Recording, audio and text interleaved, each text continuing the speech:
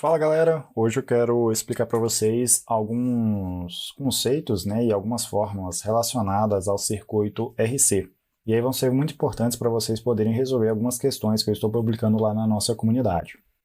Caso você não saiba o que estamos falando, toda semana, todo dia, melhor dizendo, eu publico uma questão, um teste lá para a gente lá na comunidade, para o pessoal praticar os seus conhecimentos, testar os seus conhecimentos. E aí eu alterno entre questões conceituais, questões bem simples, relacionadas a circuitos elétricos, e algumas questões envolvendo cálculo. E aí algumas questões que eu estou publicando lá relacionadas a cálculo se referem a circuitos RC, RL e circuito RLC também, circuito de primeira e segunda ordem. Bom, seguinte, circuito RC, vamos para alguns conceitos. A tensão nos terminais do capacitor, a tensão em função do tempo, ela é determinada pela seguinte equação. A tensão nos terminais do capacitor, a tensão em função do tempo, é o quê? A tensão final, que aí a gente coloca um infinito, o símbolo do infinito dentro de um parêntese para representar a tensão em regime permanente. Por quê? Nós temos aqui o gráfico da tensão do capacitor em função do tempo, e aí, inicialmente, a tensão do capacitor ela é nula. Vamos considerar o capacitor descarregado, então a tensão é nula.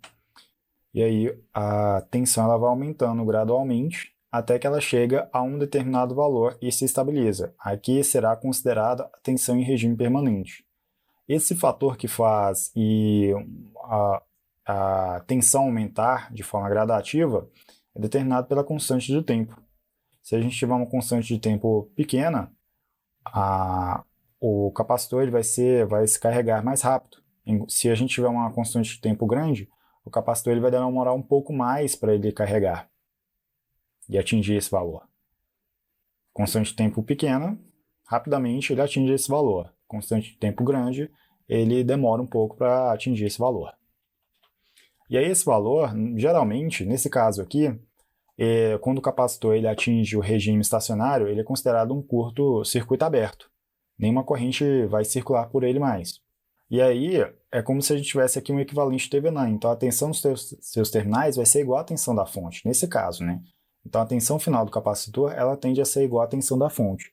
Mas existem situações que a tensão final, a tensão em regime permanente, ela não vai ser igual à tensão da fonte. Vamos pegar um exemplo. Eu tenho aqui a fonte novamente, um resistor aqui, outro aqui, e o capacitor está em paralelo com esse resistor. Vou chamar aqui de R2. E aqui R1. Tenho aqui a fonte de tensão e aqui eu tenho o capacitor. A tensão nos terminais do capacitor ela não vai ser igual à tensão da fonte, mas sim a tensão aqui nos terminais desse resistor. Ele vai ser novamente considerado um circuito aberto, no regime permanente, quando ele atingir o valor estacionário, e aí a gente vai determinar o valor de sua tensão através da divisão de tensão, R2 e R1 aqui. A queda de tensão no resistor R2 vai ser igual à tensão da fonte. Nesse caso, a tensão final ela tem de ser igual à tensão do que estiver em paralelo a ela. De maneira bem simples é isso. Então, de maneira bem simples, a tensão final do capacitor, a tensão em regime permanente, ela tem de ser igual à tensão do componente que está paralelo a ele, no caso um resistor. Agora, se a gente tem essa configuração aqui, a primeira que eu apresento para vocês, a tensão final tende a ser igual à tensão da fonte. Outra coisa muito importante é que, vou pegar outra cor aqui, é que a corrente do capacitor, ela decai. Ela começa com um valor alto e depois ela decai. E aí, quando o capacitor atinge o valor estacionário, um estado estacionário, a corrente do capacitor ela é zero. Beleza? Vamos continuar aqui com a fórmula. Mas, aqui entre parênteses, nós temos a tensão inicial do capacitor. Ela pode ser zero, pode não ser. Geralmente, nos enunciados que eu estou colocando lá na nossa comunidade, eu deixo em parênteses lá, considere o capacitor inicialmente descarregado. Quer dizer que a tensão inicial do capacitor, a tensão inicial do capacitor, ela é zero. Considerando, quando eu digo que o capacitor está considerado totalmente descarregado naquele instante, quer dizer que a tensão é zero. Menos, novamente, a tensão em regime permanente, e aqui do lado de fora, vezes Euler elevado a menos T, dividido por tal. Esse tal é a nossa constante de tempo, que eu acabei de afirmar. E ela é determinada pelo valor da resistência vezes o valor da capacitância, e ela é dada em segundos. Então, instante de tempo dividido por tal, que é a constante de tempo.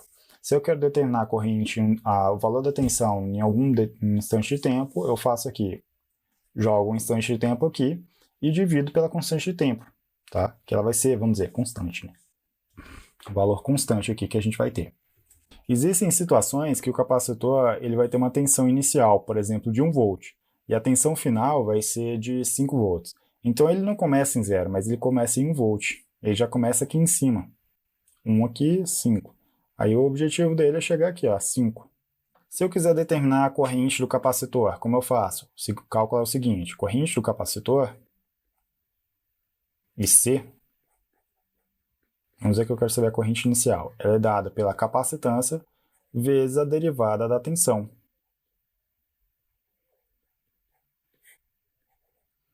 Então, eu tenho que fazer a derivada dessa equação aqui, multiplicar pela capacitância para determinar a corrente do capacitor. Falando da constante de tempo, vamos considerar o seguinte, que após 5 constantes de tempo, o capacitor ele é considerado totalmente carregado.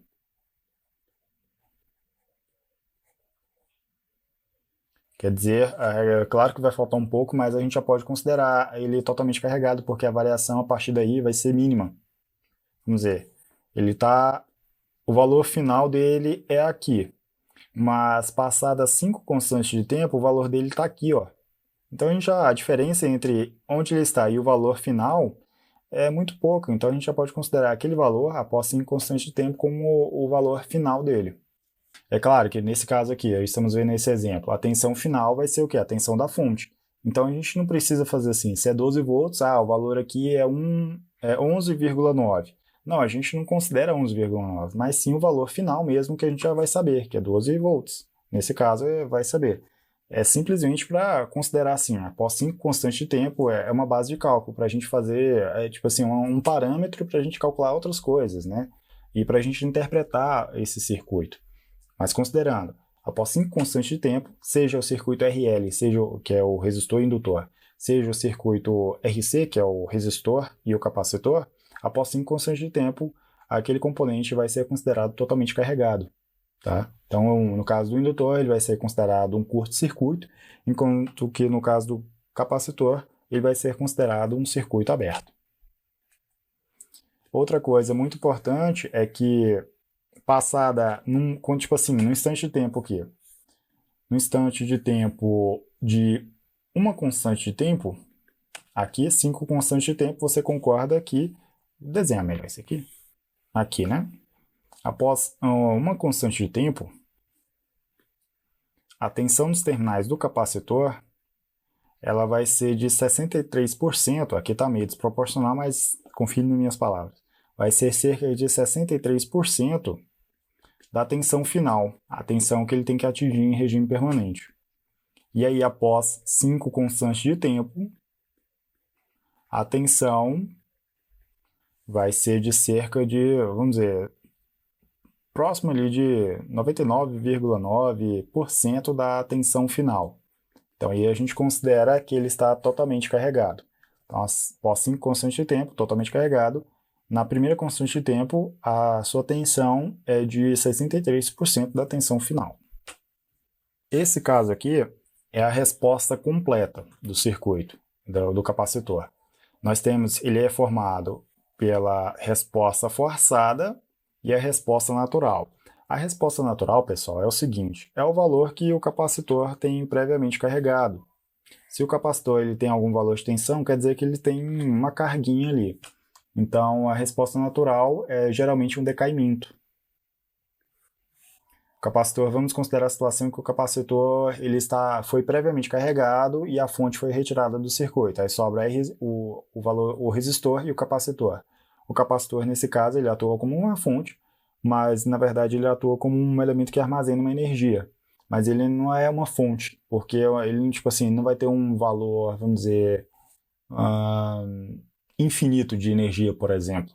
Mas sua carga, sua capacidade de armazenar energia é finita. E aí, como ele não é o elemento que como uma fonte, mas sim um elemento que armazena energia, conforme o tempo vai passando e o circuito está fechado, tem um resistor e um capacitor. Conforme o tempo vai passando, essa energia vai diminuindo e, consequentemente, a tensão dos seus terminais vai diminuindo. E aí, após novamente 5 constantes de tempo, a tensão dos terminais do capacitor ela pode ser considerada atingir o valor em regime estacionário. Nesse caso, como só temos no circuito final o resistor e o capacitor, a tensão final do capacitor vai ser zero.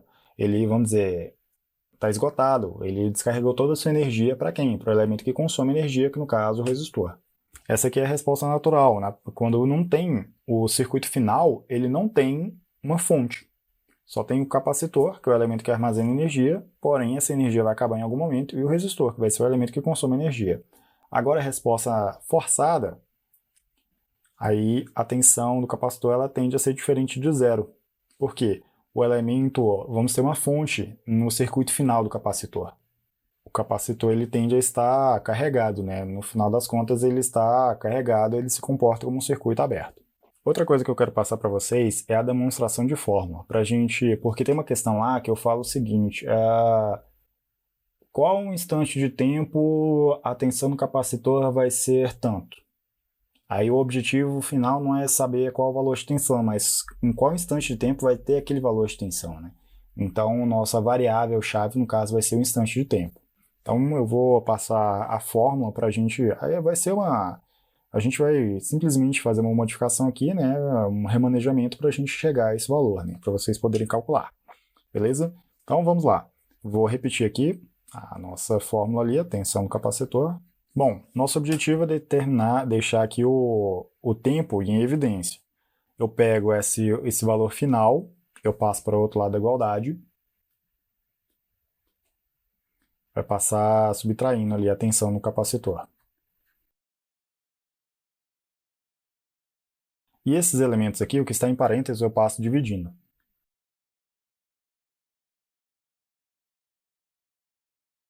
Do lado de cá vai ficar o quê? Euler elevado a t dividido por tal. E aí, dos dois lados, eu vou aplicar logaritmo natural, ou logaritmo neperiano. Aqui, pessoal, eu estou confundindo um pouco, mas aqui coloca em letra minúscula, tá? As tensões aqui, que são sinais que variam em função do tempo, né? Do outro lado, vai ficar assim, ó, menos t dividido por tal. Então, no final das contas aqui, vou pegar essa parte aqui de novo, Ctrl C, Ctrl V. Ups. Esse tal aqui, que é a constante de tempo, eu vou passar multiplicando. Do outro lado vai ficar menos t. Quer dizer que o sinal vai ser negativo? Não, pessoal, é que quando a gente fizer o cálculo aqui dessa parte aqui do logaritmo natural, nós vamos chegar a um sinal negativo.